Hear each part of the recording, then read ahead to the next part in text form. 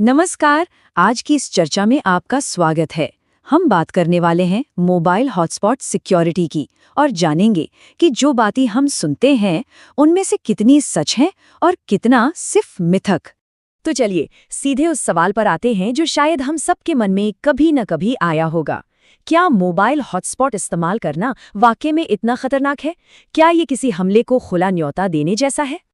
देखिए, सबसे बड़ी गलतफहमी तो यही है कि हॉटस्पॉट ऑन करते ही डिवाइस हैक हो सकता है, पर असलियत कुछ और है।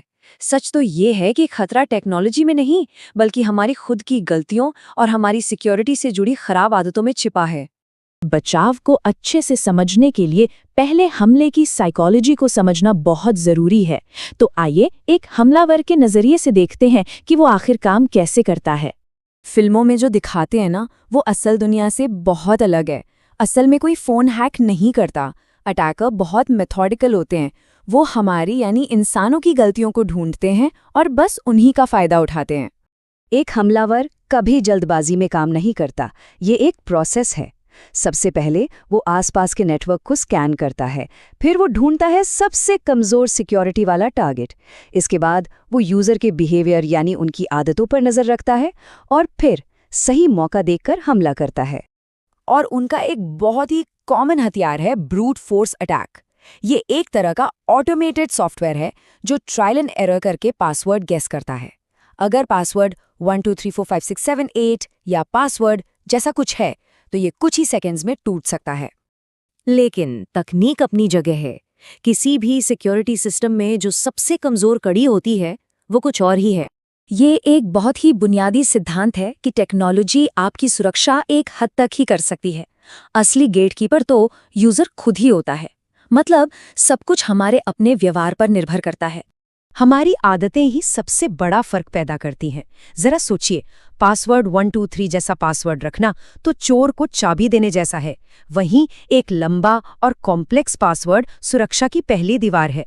इसी तरह पब्लिक यूएसबी पोर्ट से चार्ज करने की बजाय अपना पावर बैंक इस्तेमाल करना एक छोटा लेकिन बहुत ही जरूरी कदम है।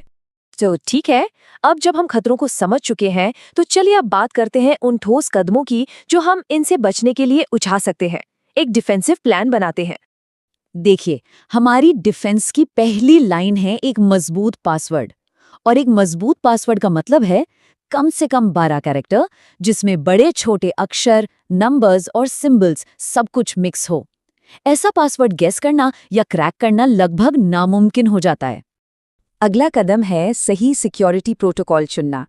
WPA2 को समझिए, एक पुराना ताला जिसकी एक ही मास्टर चाबी से सारे डिवाइस कनेक्ट हो जाते हैं। दूसरी तरफ है WPA3 जो कि मॉडर्न स्टैंडर्ड है। ये हर डिवाइस को उसकी अपनी पर्सनल चाबी देता है। इससे डेटा कहीं ज़्यादा सुरक्षित हो जाता है। तो हमेशा WPA3 ही चुनें। तो चलिए अब आगे बढ़ते हैं और देखते हैं कि कैसे हम सिक्योरिटी को अपनी रोज़ की आदत में शामिल कर सकते हैं। सिक्योरिटी को एक आदत बनाइए। रोज बस 1 मिनट निकालकर देखिए कि कौन कौन से डिवाइस कनेक्टेड हैं। अगर कोई अनजान डिवाइस दिखे, उसे तुरंत हटा दें। और हाँ, जब हॉटस्पॉट का इस्तेमाल ना हो तो उसे बंद कर दें। ये छोटी सी आदत बड़े खतरों से बचा सकती है। और सिर्फ हॉटस्पॉट ही नहीं, अपने फ़ोन के सेटिंग्स पर भी ध्यान देना ज़रूरी है। जैसे कि फाइल शेयरिंग को बंद रखना या अपने ज़रूरी अकाउंट्स पर 2 फैक्टर ऑथेंटिकेशन ऑन करना। ये छोटी छोटी सेटिंग्स मिलकर सुरक्षा को कई गुना बढ़ा देती हैं। और अब सबसे आखिरी और सबसे जरूरी बात कि हम कैसे सिर्फ रिएक्ट करने की बजाय प्रोएक्टिव यानी सक्रिय बन सकते हैं। ये तुलना बहुत कुछ कहती है। एक हमलावर कमजोरी ढूंढता है और इंतजार करता है, वहीं एक डिफेंडर यानी रक्षक हमेशा जागरूक रहता है और रोकथाम पर ध्यान देता है। अटैकर आसान रास्ता ढूंढता है और डिफेंडर अच्छी सिक्योरिटी आदतें बनाता है। तो सबसे महत्वपूर्ण बात यह है कि सिक्योरिटी कोई वन टाइम सेटिंग नहीं है। ये एक लगातार चलने वाला प्रोसेस है, एक आदत है जिसे हमें बनाए रखना होता है। तो ये चर्चा एक सवाल के साथ खत्म करते हैं। ऐसी कौन सी एक सुरक्षा आदत है जिसे आज से ही अपनी दिनचर्या में शामिल किया जा सकता है? क्योंकि असली सुरक्षा की शुरुआत बस एक छोटे और लगातार उठाए जाने वाले सही कदम से होती है।